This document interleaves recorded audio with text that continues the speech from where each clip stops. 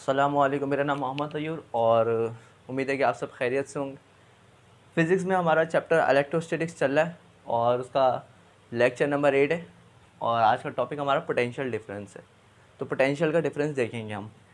अ, सबसे पहले तो हमें पता होना चाहिए कि पोटेंशियल क्या होता है। दो तरह की एनर्जीज हम देखते हैं, पोटेंशियल एनर्जी और काइनेटिक एनर्जी। देखें, पोटेंशियल एनर्जी कहलाती है स्टोर एनर्जी और काइनेटिक एनर्जी वो एनर्जी जो मोशन के अंदर हो। इसको एक एग्जांपल से समझते हैं कि जिस तरह मैंने खाना खा लिया तो मैंने अपने अंदर एनर्जी स्टोर कर ली और जब मैं पूरे दिन का काम कर रहा हूँ तो मेरी काइनेटिक एनर्जी है। तो जो एनर्जी स्टोर होती है वो पोटेंशियल एनर्जी होती है और जो एनर्जी मोशन के अंदर हो वो काइनेटिक एनर्जी कहलाती है। उसको हम इस तरह के भी समझ सकते हैं कि मेरे पास एक तीर कमान है, तीर कमान मेरे पास है और तीर को मैंने इस तरह खींचा, खींचने के बाद मैंने उसको छोड़ दिया तो तीर ज़ाहिर सी बात है सामने ही जाएगा। अब देखें इधर काइनेटिक का पोटेंशियल का है। अब तीर को मैं इस तरह खींचा हुआ हूँ, तो तीर को जब मैंने खींचा हुआ है तो इस वक्त एनर्जी स्टोर है इस तीर के अंदर, तो ये क्या कहलाएगी? Potential energy. और जब मैंने तीर को छोड़ दिया तो तीर सीधा जा रहा है, तो जो तीर जा रहा है वो मोशन के अंदर है, मूवमेंट के अंदर है, वो क्या है? Kinetic energy. तो पोटेंशियल एनर्जी स्टोर एनर्जी कहलाती है। तो एक डेली लाइफ एग्जाम्पल से देखते हैं कि देखें, एक बंदा है जो इस ग्राउंड पर खड़ा हुआ है, सही है। मुझे बताएं इसके पास कोई पोटेंशियल एनर्जी है इस वक्त? कोई एनर्जी स्टोर है इसके पास? इसके पास कोई एनर्जी स्टोर नहीं है। ये लोअर पोटेंशियल लेवल पे है। किस पे? लोअर पोटेंशियल लेवल पे। एक बात आपको ज़िम्नन बताऊं कि हमारी जो ग्रेविटेशनल फील्ड की डायरेक्शन किधर होती है? डाउनवर्ड होती है। हमारी ग्रेविटेशनल फील्ड की डायरेक्शन कहाँ होती है? डाउनवर्ड होती है। इसका मतलब ये होता है कि हमारी जितनी भी चीज़ें हैं, जितने भी मटेरियल ऑब्जेक्ट्स हैं, जितने भी मैटर्स हैं, वो किस तरफ डायरेक्ट होते हैं, किस तरफ वो जाते हैं? वो ज़मीन की तरफ अट्रैक्ट होते हैं। तो हमारी ग्रेविटेशनल की फील्ड की डायरेक्शन भी नीचे की तरफ है, डाउनवर्ड है, अर्थ की तरफ है। तो अगर मैं पेन यहाँ से छोड़ूंगा तो पेन किधर जाएगा? डाउनवर्ड जाएगा। इस वजह से कि ग्रेविटेशनल फील्ड की डायरेक्शन डाउनवर्ड है, जो हर चीज़ को ज़मीन की तरफ खींचती है। जितनी भी चीज़ें यहाँ पे, उसको ज़मीन ने खींचा हुआ है due to the gravitational field. तो एक बंदा अगर यहाँ पे खड़ा हुआ है तो इसके पास कोई एनर्जी स्टोर है? अब इसी बंदे को मैं ऊपर, ये बंदा पहली मंजिला में चला जाता है, या बंदा यहाँ पे खड़ा हुआ, अब बंदा ये पहली मंजिला में, पहली मंजिला की छत पे खड़ा हुआ। अब इसके पास, अभी ये यहाँ पे था, अब ये यहाँ पे हो गया, ये ऊपर चला गया। इसके पास कुछ ना कुछ पोटेंशियल एनर्जी है, सही है। जिस तरह ये पेन फर्ज करें अभी ज़मीन पे था, ये दो पेन अभी ज़मीन पे थे, मैंने इस दो पेन को उठा के यहाँ पे खड़ा कर लिया, मतलब यहाँ पे रखा हुआ है। तो इसके पास जब ये ज़मीन पे थे, सही है ना, जब सरफेस पे थे तो इसके पास कोई पोटेंशियल एनर्जी नहीं थी। फिर जब मैंने इसको ज़मीन से उठाया तो इसके पास एनर्जी स्टोर है कि जब मैं इसको छोड़ूंगा तो ये नीचे जाएगा। तो जो आपकी स्टोर एनर्जी होती है वो क्या कहलाती है? Potential energy. चलो इस एग्जाम्पल से समझ लें कि काइनेटिक कहाँ पे, पोटेंशियल कहाँ पे। जब ये दोनों पेन ज़मीन पर रखे हुए थे, जब ये दोनों पेन ज़मीन पर रखे हुए थे तो इसके अंदर कोई पोटेंशियल एनर्जी, कोई काइनेटिक एनर्जी नहीं थी। और इन दोनों पेनों को जब मैंने ज़मीन से उठाया, इस हाइट पे ले आया, तो इसके पास एनर्जी स्टोर है। एनर्जी कैसे स्टोर हुई? ज़ाहिर सी बात है, ज़मीन से पेन खुद तो नहीं उठेंगे ना, मैं कोई ना कोई इन दो पेनों को उठाने के लिए ज़मीन से कोई ना कोई वर्क डन करूँगा, कोई ना कोई फोर्स लगाऊंगा। तो वो फोर्स मैंने इस पेनों पे लगाई और इसको ज़मीन से ऊपर ले गया। अब जो फोर्स, जो वर्क डन मैंने इस पेन पे कराया वो इसके अंदर जमा है, वो एज अ पोटेंशियल एनर्जी इसके अंदर जमा हो गया। अब इस पेनों के अंदर इस वक्त क्या है? पोटेंशियल एनर्जी है, एनर्जी स्टोर है। कि मैं इन दोनों को पेनों को छोड़ूंगा तो ये कहाँ जाएंगे? नीचे जाएंगे। पोटेंशियल एनर्जी स्टोर थी और जब नीचे जाएंगे तो काइनेटिक एनर्जी में चेंज हो जाएंगे। समझ में आ गई बात? तो स्टोर एनर्जी क्या कहलाती है? पोटेंशियल एनर्जी कहलाती है।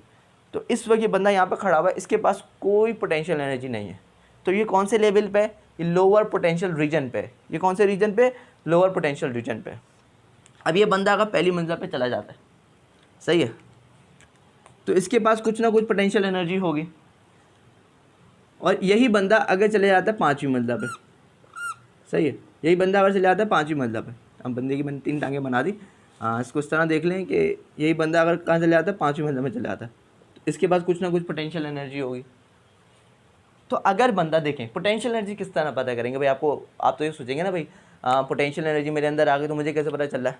आप पहली मंजिला में जाएँ और छलांग लगाएं, सही है, आपको फ़र्ज़ करें चोट वोट लगेगी, और पाँचवीं मंजिला में जाएँ और छलांग लगाएं, तब आपको पता चलेगा कि जब आप पाँचवीं मंजिला में जाएंगे तो आपके अंदर ज़्यादा पोटेंशियल एनर्जी स्टोर है, कि आप ज़्यादा तेज़ी से नीचे जाएंगे। और इसी तरह जब आप पहली मंजिल कूद ही मारेंगे तो आप कम तेज़ी से नीचे जाएंगे, आपके पास पोटेंशियल एनर्जी कम थी। तो कंक्लूड ये हुआ कि इसके पास पोटेंशियल एनर्जी कम है, इसके पास पोटेंशियल एनर्जी ज़्यादा है। जितना आप ज़मीन से ऊपर जाते रहेंगे उतनी ज़्यादा पोटेंशियल एनर्जी आपके अंदर स्टोर होती रहेगी, उतनी ज़्यादा मुझे एनर्जी चाहिए होगी। देखिए ना, इसी तरह समझ लें कि जितना आप ऊपर जाएंगे उतनी ज़्यादा ताकत चाहिए ना ऊपर लेके जाने के लिए। मैंने पेन को यहाँ तक के उठा लिया, अब मुझे और उसको ऊपर उठाना, ऊपर लेके जाना, तो मुझे और ज़्यादा एनर्जी चाहिए। तो इसके अंदर एनर्जी चाहिए, तो वो एनर्जी कहाँ गई? वो इसके अंदर स्टोर हो गई। अब इस पेन को मैंने वर्क डन करके ऊपर उठाया तो इसके अंदर क्या हो गई? एनर्जी स्टोर हो गई, जो पोटेंशियल एनर्जी कहलाती है। अब इस बंदे के पास एनर्जी स्टोर थोड़ी सी कम है और इस बंदे के पास 5वीं मतलब है, इसके अंदर एनर्जी स्टोर ज़्यादा है। देखें, इस बंदे का कुछ ना कुछ पोटेंशियल होगा, इस बंदे का कुछ ना कुछ पोटेंशियल होगा और इस बंदे का कुछ ना कुछ पोटेंशियल होगा। इस बंदे के पास कुछ ना कुछ पोटेंशियल एनर्जी होगी, इस बंदे के पास कुछ ना कुछ पोटेंशियल एनर्जी होगी। तो अब देखें, इसके पास क्या होगा? हाई होगा। इसके पास पोटेंशियल लेवल हाई होगा, इसके पास पोटेंशियल लेवल क्या होगा? लो होगा। इसके पास पोटेंशियल एनर्जी कम होगी, इसके ना पोटेंशियल एनर्जी ज़्यादा होगी। तो इन दोनों के पोटेंशियल के डिफरेंस को हम कहते हैं पोटेंशियल डिफरेंस। ये है ना पोटेंशियल डिफरेंस। हम क्या पढ़ रहे हैं? पोटेंशियल डिफरेंस पढ़ रहे हैं। तो देखें, ये अभी ज़मीन पता है इसके पास कोई पोटेंशियल एनर्जी नहीं थी। जब ये एक मंजिला ऊपर गया तो इसके पास कुछ ना कुछ पोटेंशियल एनर्जी इस वक्त है। इसके मुकाबले में एक बंदा 5वीं मंजिल में चला गया तो इसके पास कुछ पोटेंशियल एनर्जी स्टोर होगी, इसके पास कुछ पोटेंशियल एनर्जी स्टोर होगी। जो इसके पास पोटेंशियल एनर्जी है वो कम है, इसके पास पोटेंशियल एनर्जी ज़्यादा है। तो इन दोनों के पोटेंशियल के डिफरेंस को फ़र्ज़ करें, इसके पास जो एनर्जी थी वो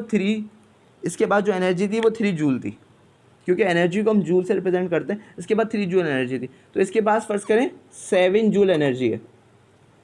तो इन दोनों के पोटेंशियल के डिफरेंस को हम कहेंगे पोटेंशियल डिफरेंस। तो हमारी जो पोटेंशियल डिफरेंस इधर आएगा वो है 7 जूल। यही हमारा कहलाता है पोटेंशियल डिफरेंस।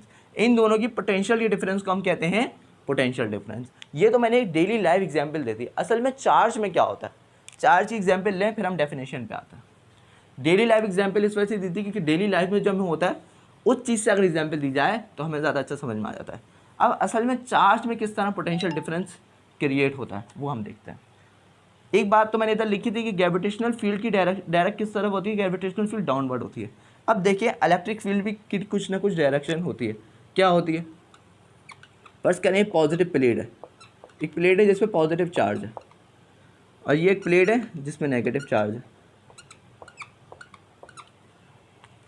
आपकी इलेक्ट्रिक फील्ड ना याद रखिएगा, जिस तरह ग्रेविटेशनल फील्ड डाउनवर्ड होती है, सही है, ग्रेविटेशनल फील्ड क्या होती है? हमेशा डाउनवर्ड होती है। इसी तरीके से आपकी इलेक्ट्रिक फील्ड डायरेक्ट करती है पॉजिटिव टू नेगेटिव।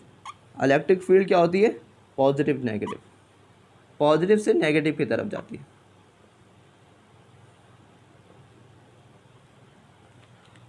अब देखें, यहाँ पे अगर कोई पॉजिटिव चार्ज आ जाए,